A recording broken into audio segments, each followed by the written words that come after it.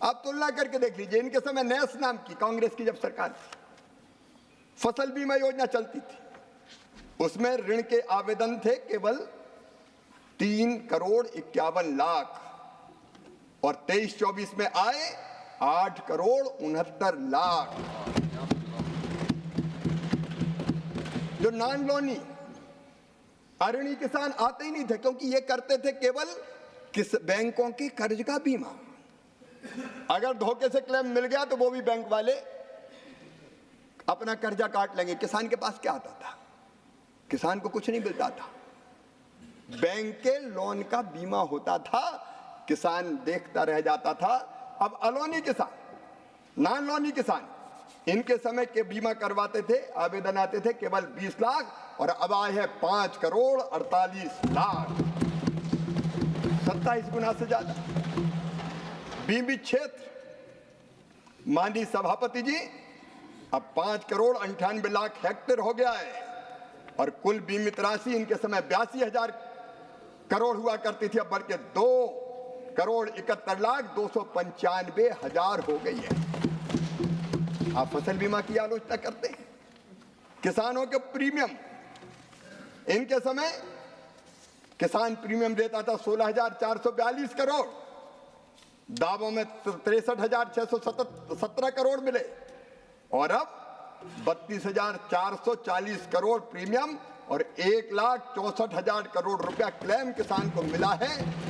ये अपने आप में दर्शाता है कि किसान को अगर नुकसान होता है तो क्लेम दिया जाता है। ये दुनिया की सबसे बड़ी फसल बीमा योजना है जो प्रधानमंत्री नरेंद्र मोदी जी के नेतृत्व में चल रही है। और माननीय सभापति जी, आज कल कई देश इस योजना का अध्ययन करने आ रहे हैं जिनको अपने यहाँ फसल बीमा योजना लागू करनी है। माननीय अध्यक्ष महोदय,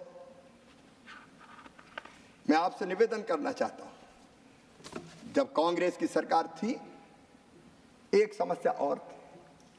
किसानों ने तो देश के अन्न के भंडार भर दिए, उत्पादन बढ़ा हुआ उत्पादन फसल के उपरांत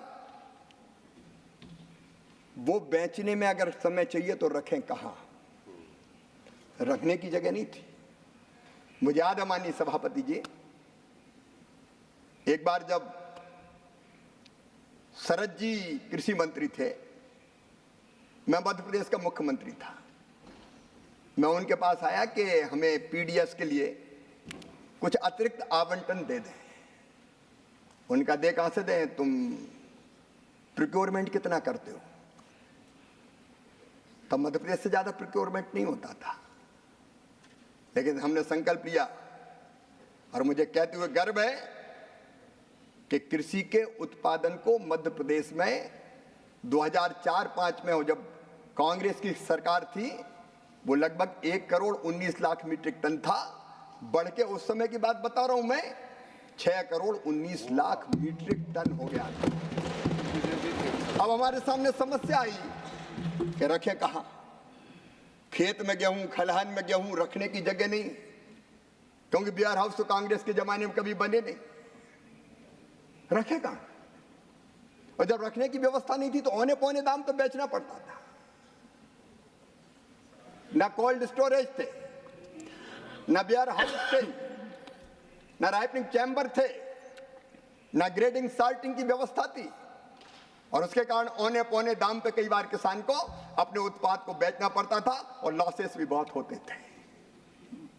मैं धन्यवाद देना चाहूंगा प्रधानमंत्री श्रीमान नरेंद्र मोदी जी को, एग्रीकल्चर इंफ्रास्ट्रक्चर फंड की योजना बनी और योजना बद्ध तरीके से तय किया कि किसान का उत्पाद रखने के लिए बेहतर इंफ्रास्ट्रक्चर बनाइए।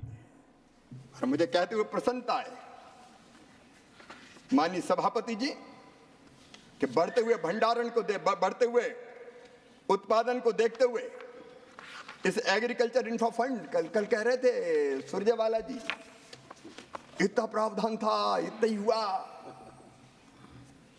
अब वो पता नहीं कौन से साल के आंकड़े पढ़ लेते हैं। मुझे कहते हुए प्रसन्नता है, 2020 में प्रधानमंत्री जी ने 1,00,000 करोड़ रुपए के एग्री इंफ्रा फंड की घोषणा की थी। और 26 जुलाई 2024 तक मैं जानकारी अपडेट करना चाहता हूं, 72,222 कृषि इंफ्रास्ट्रक्चर परियोजनाओं के लिए 46,080 करोड़ रुपया स्वीकृत हो गए और इसमें निजी निवेश मिला के, क्योंकि जिसने बनाया उसने खुद का भी लगाया, 76,305 करोड़ रुपए का इन्वेस्टमेंट हो चुका है।